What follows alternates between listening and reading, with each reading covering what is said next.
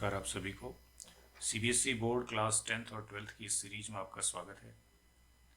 आज हमारे पास फिर से क्लास 12th के लिए टॉपिक है जो कि एप्लीकेशन ऑफ इंटीग्रल है। इसके पार्ट 1 में भी मैंने आपको कुछ इम्पोर्टेंट क्वेश्चन जो बोर्ड में पूछे गए हैं एग्ज़ाम्स में वो एक्सप्लेन किए हैं और मुझे उम्मीद है कि आपको इन क्वेश्चंस के साथ साथ जो कॉन्सेप्ट है उनको समझने में मदद मिली होगी। बहुत इंपॉर्टेंट क्वेश्चंस हमने डिस्कस किए थे।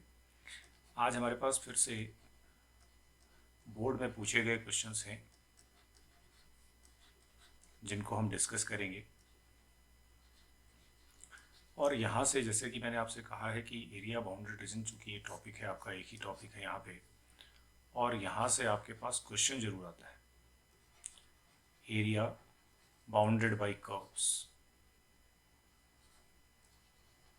तो ये टॉपिक से क्वेश्चन या तो 5 मार्क्स में या फिर 3 मार्क्स में कंपल्सरीली क्वेश्चन आना है एप्लीकेशन ऑफ इंटीग्रल का।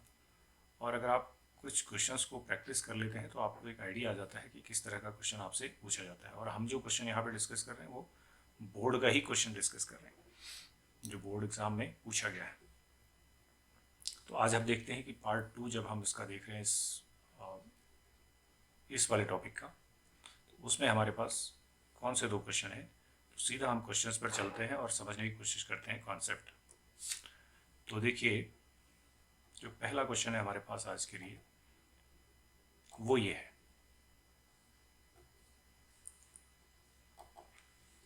फर्स्ट क्वेश्चन जैसा कि आप देख पा रहे हैं ये 5 मार्क्स में पूछा गया क्वेश्चन है बोर्ड एग्जाम में किसी रीजन में। Using integration find the area of triangle whose vertices are, ये आपको गिवन है, वर्टिसेस गिवन है, area of triangle find out करना है, बट इंटीग्रेशन का यूज करना है। आप कोऑर्डिनेट ज्योमेट्री का यूज नहीं करेंगे, आप इंटीग्रेशन से इस एरिया को फाइंड आउट करेंगे, तभी आपको इसमें मार्क्स मिलेंगे। तो सबसे पहला काम होता है कि आपकी फिगर ठीक बननी चाहिए। तो आप सबसे पहले फिगर ड्रॉ करेंगे, तब जा करके आप इसमें आगे बढ़ेंगे। तो सबसे पहला काम, इस तरह के कोई भी क्वेश्चन आपके पास आता है तो आप उसकी करेक्ट फिगर ड्रॉ कर लें। तो हम इसकी सबसे पहले फिगर बनाने की कोशिश करते हैं। देखिए, ये हमारे पास एक्स एक्सिस हो गया, ये वाई एक्सिस हो गया, ये हमारा ओरिजिन है। तो सबसे पहला पॉइंट हमको दिख रहा है -1,1।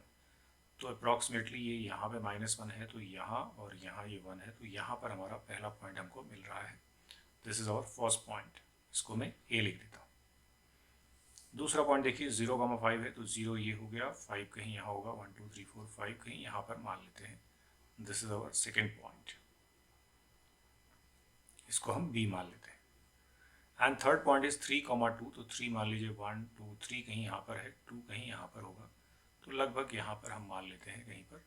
This is our third point C. तो ये अब आपके पॉइंट्स प्लॉट हो गए, तो अब आप इन्हें ज्वाइन कर सकते हैं, एक ट्रायंगल बना सकते हैं। ए से बी को ज्वाइन करेंगे, बी से सी को ज्वाइन करेंगे, और इस ए से सी को भी ज्वाइन कर लेंगे। So this is your triangle. तो ये बहुत इंपॉर्टेंट स्टेप है जो आपने यहाँ पे कंप्लीट कर लिया। अब यहाँ पे आपने क्या करना है कि ये जो पॉइंट है इसके करस्पॉन्डिंग आप देख रहे हैं जो नीचे यहाँ पे, ये आपका -1 है, -1,0 यहाँ पर है। इसके करस्पॉन्डिंग जो यहाँ पे पॉइंट है ये है आपका, ये देखिए, ये ओरिजिन है, और ये जो पॉइंट है आपका वो 0,5 है। एंड दिस पॉइंट इज, अगर मैं यहाँ से इसको इस तरह से यहाँ तक ले आऊँ, तो ये हमारे पास एक्चुअली ये सी पॉइंट है 3,2, ए पॉइंट है -1,1, और इसके करस्पॉन्डिंग यहाँ पे हमको मिलेगा 3,0। तो इस ट्रायंगल का एरिया मुझे फाइंड आउट करना है जो आपको यहाँ पर दिख रहा है। दिस इज द ट्रायंगल, वो area you have to find out. इसके लिए आपको सबसे पहले काम क्या करना है कि फंक्शन चाहिए आपको इक्वेशंस चाहिए। आपको कोऑर्डिनेट्स तो दे दिए बट इक्वेशंस नहीं, तो आपको इक्वेशंस लिखनी होंगी सारी साइड्स की। तो इक्वेशन ऑफ ए बी लिखते हैं सबसे पहले। ए बी की जब इक्वेशन लिखेंगे तो 2 पॉइंट फॉर्म का यूज करेंगे। तो लाइन का जो 2 पॉइंट फॉर्म होता है वो क्या होता है, y minus y one is equal to y2 minus y one upon x2 minus x1 into x minus x1। ये आपको क्लास 11th में मालूम होना चाहिए। जब स्ट्रेट लाइन पढ़ते हैं तो हमें 2 पॉइंट फॉर्म इसका यूज करना है। तो हम यहाँ पे 2 पॉइंट फॉर्म यूज़ कर लेते हैं। तो इसी को हम x1 y1 मान लेते हैं, इसको x2 y2 मान लेते हैं। तो ये हमारे लिए थोड़ी देर के लिए जब आप कैलकुलेशंस करें तो आप ध्यान रखें कि आप इसे x1 y1 लेके चल रहे हैं और इसे x2 y2 लेके चल रहे हैं। ए बी की इक्वेशन लिखते हैं तो y माइनस वाई वन, यानी ये हो गया मेरे पास y minus one is equal to y2 minus y one, यानी 5 minus one upon x2 minus x1, 0 minus minus one, 0 plus 1 हो जाएगा, into x minus x1, x plus 1 हो जाएगा, क्योंकि यहाँ पे ऑलरेडी माइनस है इस जगह पे। So what this equation becomes, y minus one is equal to, ये 4 है और ये ब्रैकेट में x प्लस 1 है।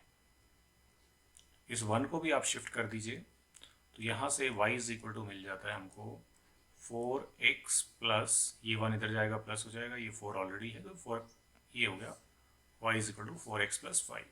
सो इसकी इक्वेशन हमको मिल गई है यहाँ पे, y is equal to 4x plus 5, इस लाइन की इक्वेशन आ गई। इसी तरह से हम इक्वेशन ऑफ BC लिखते हैं। तो इक्वेशन ऑफ BC आप देखिए, इक्वेशन ऑफ BC करते वक्त फिर आपने वही करना है, थोड़ा सा यहाँ पे ध्यान रखना है कि आप चीज़ें ठीक से करेंगे तो आपको ये पता चलेगा किस तरह से हम इसको कर रहे हैं। तो यहाँ पे आप इसको अब x1 y1 ले लीजिए, इसको x2 y2 ले लीजिए यहाँ पे और इसकी इक्वेशन लिख लीजिए। फिर से y minus y one, y minus 5 is equal to, ये हो गया y minus y one, y2 minus y one 2 minus 5 upon, ये हो गया y2 minus y one, x2 minus x1 3 minus 0 into x minus x1 जो कि 0 है। Simplify this, y minus 5 is equal to, ये हो गया कितना -3 अपॉन 3 एंड यहाँ से केवल x है आपके पास। This implies y minus 5 is equal to -x, इसको इधर शिफ्ट कर लेते हैं। This implies y is equal to 5 minus x। ये आपकी दूसरी इक्वेशन आ गई, किसकी, इस लाइन की इक्वेशन आ गई, y is equal to 5 minus x। अब बची तीसरी इक्वेशन जो कि AC है, तो इक्वेशन ऑफ AC भी लिख लेते हैं।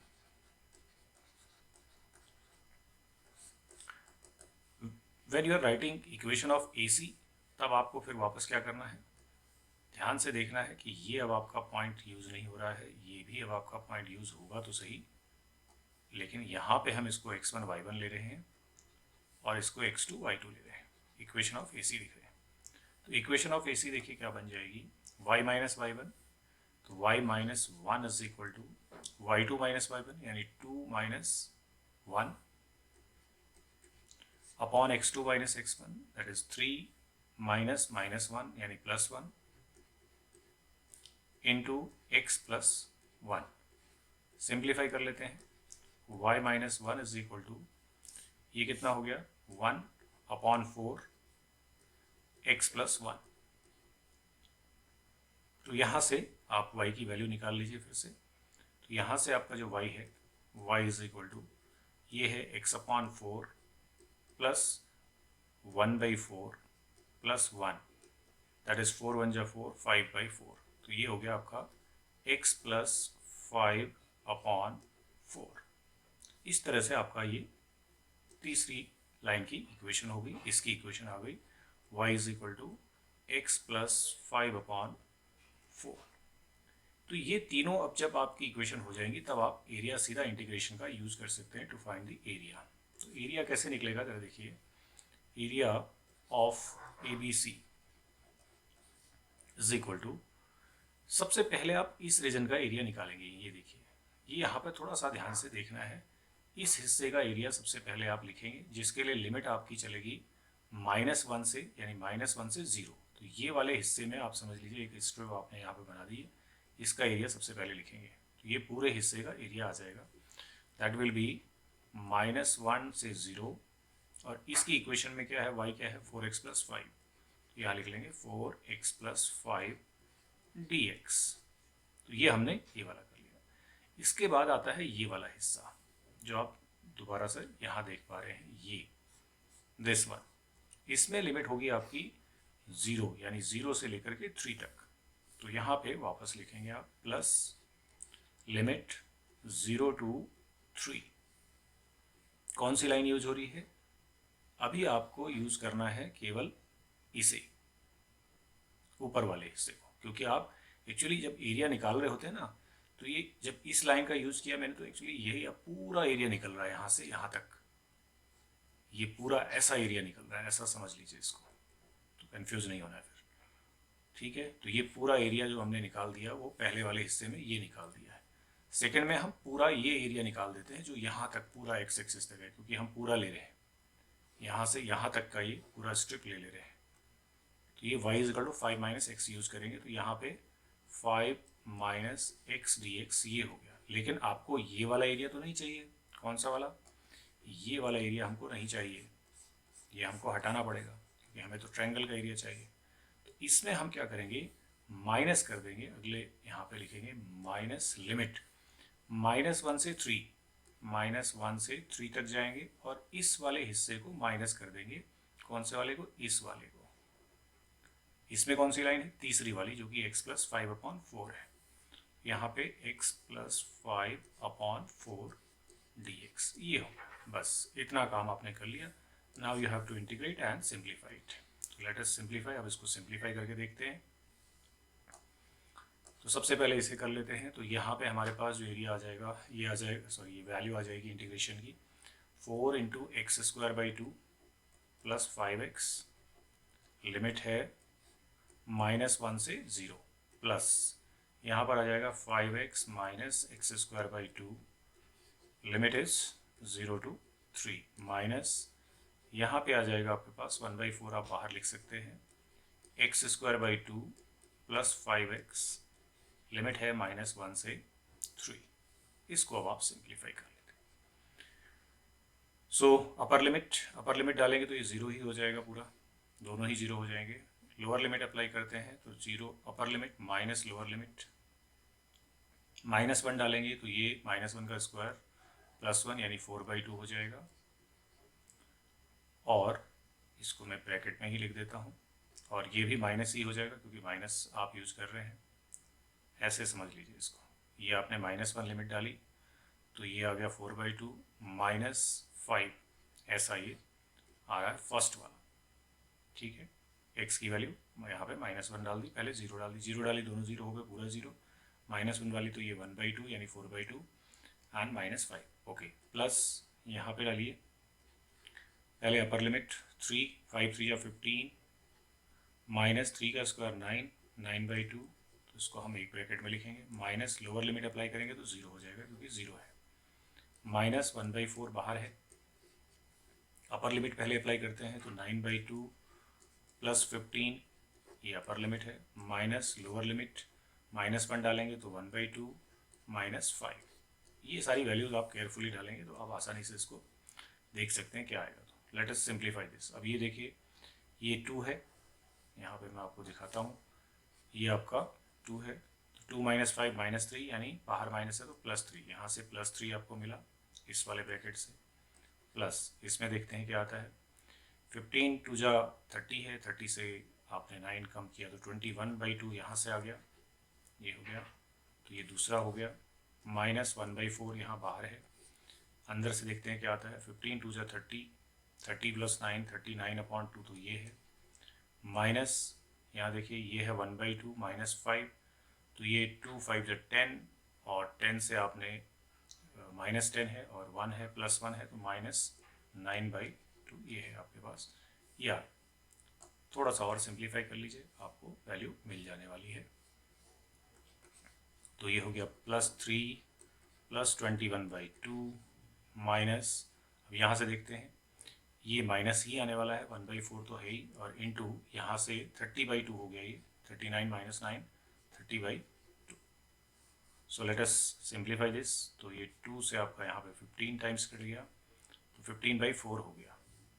तो ये अब आपके पास फाइनली आ गया 3 + 21/2 -15/4। इस तरह से वैल्यू मिलेगी। इसको हम सॉल्व कर लेते हैं, सिंपली एलसीएम ले लेते हैं। एलसीएम हमारे पास 4 ही है, तो 1 4 जा तो 4 3 जा 12, प्लस 2 2 जा तो 42 ये है, माइनस 15। तो ये हमारे पास फाइनली वैल्यू आने वाली है। इसको देख लेते हैं क्या है ये। Let us right it. तो ये हो गया हमारे पास 2 to 4 54 minus 15 upon 4, that is ये 14 से आप 5 तो 9 आपके पास है, और यहाँ पे आपके पास 4 39 अपॉन 4। तो 39 अपॉन 4 ये आपको फाइनली वैल्यू मिल रही है, जो कि आपका इस ट्रायंगल का एरिया है। इस तरह से हम इस एरिया को फाइंड आउट करेंगे। तो ये हमने डिस्कस किया किस तरह से हम इस ट्रायंगल का एरिया निकाल सकते हैं। तो फिर से मैं आपको एक बार ब्रीफ कर देता हूँ। क्या किया हमने, सबसे पहले इन लाइंस की इक्वेशंस लिख ली हैं, और इक्वेशंस लिखने के बाद हमने सबसे पहले लिमिट इस वाले हिस्से का पूरा एरिया निकाला, ये समझ लीजिए। तो हमने इस वाले कर्व को यूज़ किया। फिर हमने ये 4x+5 ये पहला वाला यूज़ किया है, एंड देन सेकेंड वाला हमने लिमिट लगाया 0 से 3। तो 0 से 3 में हमने सेकेंड यानी BC लाइन को यूज़ किया, जो कि 5 - x है, तो ये यूज़ कर लिया। इसके बाद हमने -1 से 3 तक की लिमिट अप्लाई किया, और तीसरी लाइन को हमने यूज़ किया, जो कि x+5/4 है। तो ये हमने इसको इस तरह से सिंप्लीफाई किया, तो हमारे पास ये एरिया इसमें आ गया। इसको आपने इस तरह से सॉल्व करना है और देखना है कि क्वेश्चन आपका सही होना चाहिए। तो मूव करते हैं नेक्स्ट क्वेश्चन पे। आज का नेक्स्ट क्वेश्चन हमारे पास क्या है। नेक्स्ट क्वेश्चन फिर से एक और इम्पोर्टेंट क्वेश्चन है। ये देखिए, using integration evaluate area of reason bounded by the curve y = x², line y = 1, y = 3। तो सबसे पहला काम हमारा वही है कि हम एक फिगर बनाएंगे। ये हमारे पास कार्टेशियन सिस्टम है, जिसमें आपके पास ये आपका x एक्सिस हो गया और ये y एक्सिस हो गया। अब आप यहाँ पे ध्यान से देखिए, ये आपकी जो पैराबोला है x² = 4ay से कंपेयर हो रहा है, यानी अपवर्ड पैराबोला है। तो एक अपवर्ड पैराबोला आपका यहाँ पे दिया हुआ है, ऐसा समझ में आ रहा है। ये इस तरह से एक अपवर्ड पैराबोला आपका यहाँ पे गिवन है, जिसकी इक्वेशन आपके पास है, और y = 1 है, तो y = 1 कहीं यहाँ पे होगा। तो एक लाइन हम ड्रॉ कर देते हैं y = 1। तो y = 1 ये लाइन हो गई हमारी x एक्सिस के पैरेलल, और y = 3 थोड़ा और ऊपर हो जाएगी, ये एक और लाइन हो गई। इस तरह से ये हमारा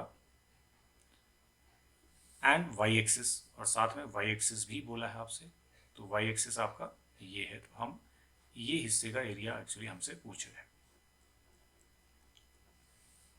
ठीक है, y = 1, y = 3, तो ये y = 1 लाइन है, ये y = 3 लाइन है, और ये आपका y = x² है। तो इस रीजन का एरिया हमसे पूछा है, ये कितना होगा। तो अब ऐसे क्वेश्चन में जब y की ही आपके पास वैल्यूज़ हैं, तो हम लिमिट भी y की ही अप्लाई करते हैं। तो यहाँ पे ध्यान रखना है कि यहाँ पे हम x की लिमिट अप्लाई नहीं करेंगे, हम y में ही इसे करेंगे। तो हमारी स्ट्रिप ऐसे बनेगी, जिसकी विड्थ है dy, नॉट dx। तो यहाँ पे बहुत सिंपल सा काम है। जो एरिया होगा हमारा, फिगर तो बन गया, तो एरिया = होगा लिमिट, यहाँ से ये 1 है और ये 3 है, लिमिट 1 to 3, और ये हो गया हमारा x dy। अब ये x dy लिखना पड़ेगा, क्योंकि हम y dx नहीं कर रहे हैं, हम x dy कर रहे हैं, क्योंकि हम इस y की लिमिट अप्लाई कर रहे हैं। तो y की लिमिट अगर अप्लाई लिमिट y की चल रही है, तो इंटीग्रेशन भी y के रेस्पेक्ट में होगा। तो ये इक्वेशन आपको दे देती है y की वैल्यू, ये वाली जो आपको गिवन है। ठीक है, इस इक्वेशन से मैं यहाँ से x लिख लेता हूँ, तो x होगा √y। तो यहाँ पे हमारा ये हो गया 1 to 3 y⁴1/2 dy। इस तरह से ये हो जाएगा। तो आप इसको कर देंगे, इंटीग्रेट करेंगे, तो y⁴1/2 + 1 अपॉन 1/2 + 1, लिमिट है आपकी 1 to 3। सिंप्लीफाई फर्दर, y की पावर आपके पास हो गया ये 2 + 1 3/2, और नीचे भी आपके पास 3/2 ही है, और लिमिट आपकी चल रही है 1 से 3। अब इसको केवल आपने सिंप्लीफाई करना है और इसकी वैल्यू निकाल लेनी है क्या आएगी। तो जब आप अपर लिमिट अप्लाई करेंगे, तो इसको तो मैं बाहर कर देता हूँ, ये 2/3 होके बाहर हो जाएगा। तो 2/3 ये है y⁴ 3/2 only, and limit is 1 to 3। 2/3 बाहर लिख लेते हैं, अपर लिमिट पहले अप्लाई करते हैं। तो अपर लिमिट आप डालेंगे इसमें, देखिए 3/3/2 है, ठीक है। तो 3/3/2 का मतलब है 3/3 और उसकी पावर 1/2, यानी ये है 27/3/1/2, यानी √27, जिसको हम 3√3 कह सकते हैं। तो ये 3√3 तो आपका अपर लिमिट से आ गया, और माइनस लोअर लिमिट अप्लाई करेंगे तो 1 तो 1 ही रहेगा। तो इतना आपका ये आंसर हो जाएगा, इसमें कुछ ज़्यादा करना है नहीं, यहीं पर आपने इसको छोड़ देना है। So this is your area,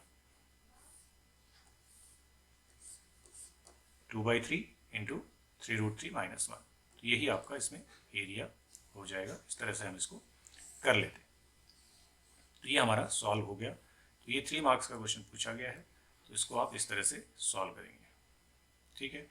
Y axis से बोला गया है तो आप इधर का निकालेंगे या इधर का, किधर का भी, किसी भी साइड का निकालेंगे तो इतना ही एरिया आपको मिलेगा। तो ये आपका सेकेंड क्वेश्चन है। तो इस तरह से आपने देखा कि 2 और इम्पोर्टेंट क्वेश्चन हमने आज डिस्कस किए। तो आई होप कि ये आपको मदद करेंगे जब आप इस चैप्टर को या इस टॉपिक को तैयार कर रहे होंगे बोर्ड एग्जाम के लिए। तो मिलते हैं नेक्स्ट वीडियो में एक नए टॉपिक के साथ में। तब तक के लिए नमस्कार।